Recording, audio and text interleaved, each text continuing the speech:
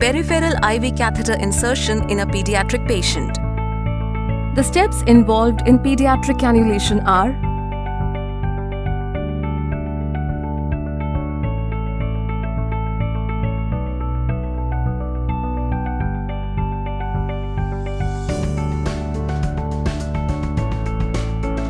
After checking the patient vitals, perform hand hygiene according to your institution's policy.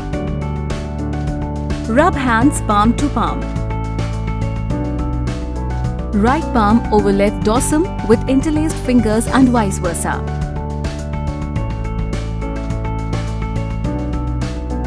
Palm to palm with fingers interlaced.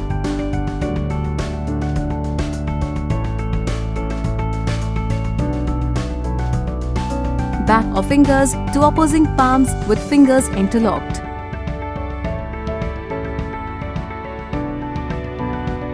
Rotational rubbing of left thumb clasped in right palm and vice versa.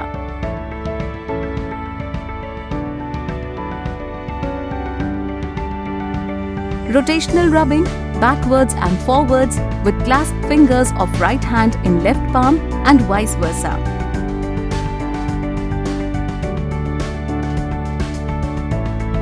Gather the equipment required for the IV cannulation like underpad, gauze, BD alcohol swab, gloves, microcore tape, BD microtainer blood collection tube, BDQ site needle-free connector, antimicrobial hand rub solution, BD Newflon Pro IV cannula, BD Vacutainer stretch latex-free tourniquet, marker, BD Posiflush pre-filled saline syringe, splint, BD Gravity IV set, normal saline bag, transparent semi-permeable dressing, BD Emerald syringe.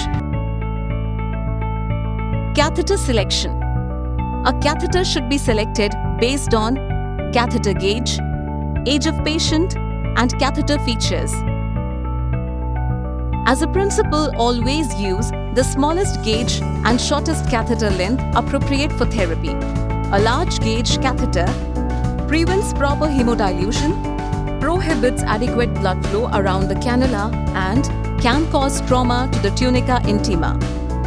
The longer the catheter, the greater the risk of infiltration, infection, and thrombus formation. The catheter for the procedure should be selected as per the age of the patient. Getting IV access is complex in neonatal cases due to small thread-like veins and low blood pressure. BD InstaFlash needle technology confirms immediate vessel entry at the point of insertion and is designed to help improve first stick success. Quick blood visualization due to BD InstaFlash technology may improve insertion success and therefore reduce insertion attempts.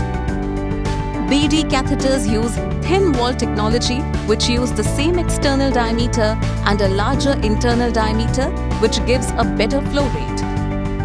BD Newflon Pro IV cannula comes with BD InstaFlash needle technology. BD Vialon catheter material enables longer indwelling time by softening up to 70% in the vein. Assess the patient and determine the best place for the IV. Identify an alternate insertion site should one be necessary. The most commonly used veins are cephalic and basilic vein, as the forearm acts as a natural split. Avoid areas which are prone to movement which may lead to dislodgement. Avoid the area near the thumb in 0 to 2 years as they use their thumb for oral gratification. Don your gloves and apply the tourniquet approximately 2 to 3 inches above the intended insertion site.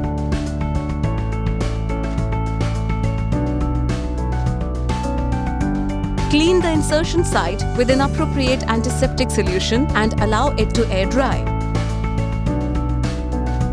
Use no-touch technique for insertion after decontamination. Apply traction to the skin by gently pulling down and away from the insertion site. Getting IV access is complex in neonatal cases due to small thread-like veins and low blood pressure. The challenges can be overcome using catheters with InstaFlash needle technology, applying pressure using a tourniquet, or using vein finders, vein locators. Using a 10 to 15 degree angle, perform the venipuncture. Look for primary flashback along the length of the catheter to confirm vessel entry. Lower the angle of the catheter and advance the needle and cannula further. Slowly note the secondary flashback in the chamber. While maintaining traction on the skin, push the catheter off the needle and into the vein. Traction keeps vein path straight and prevents rolling of the veins.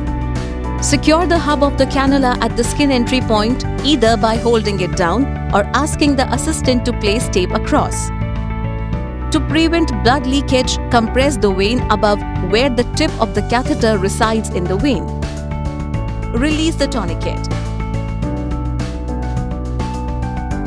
Shield the needle and immediately place it into a Sharps collector.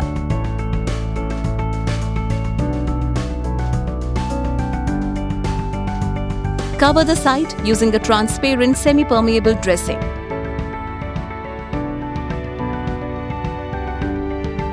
The dressing should allow observation of the site for signs of phlebitis and infiltration. Dressing should be sterile, as otherwise it may increase the risk of infection.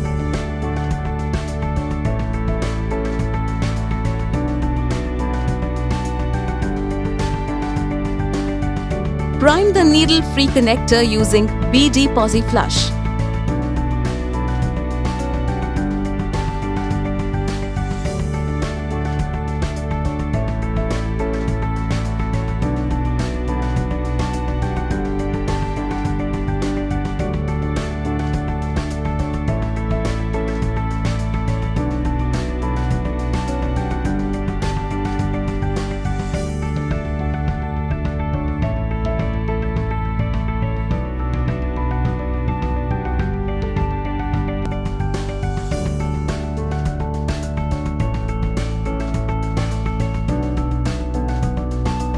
Scrub the hub using appropriate disinfectant as per the institutional's policy. Assess the patency of the site by flushing. Flushing is essential to maintain the patency of the line, permit accuracy of dosage, Prevent CRBSI, catheter-related bloodstream infection.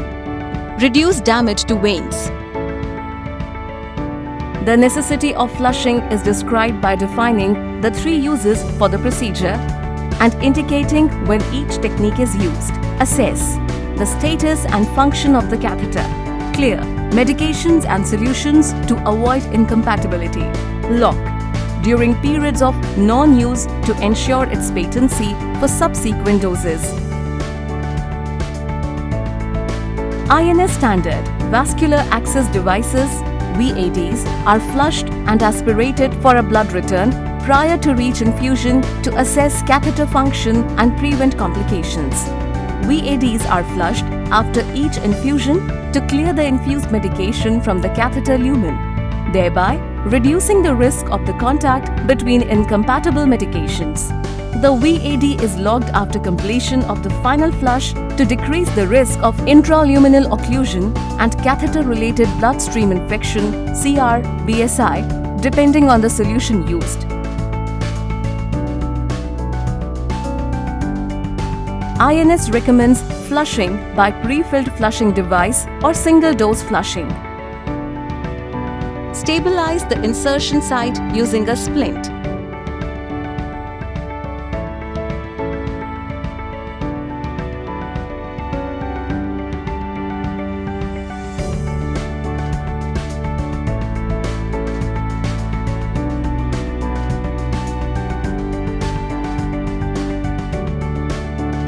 Splint allows frequent inspection of the site and can be easily removed to aid detection of pressure points.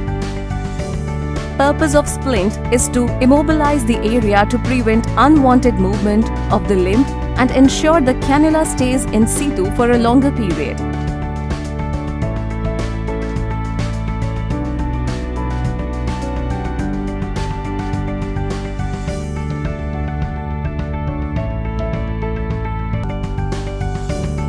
Disinfect BDQ site before access.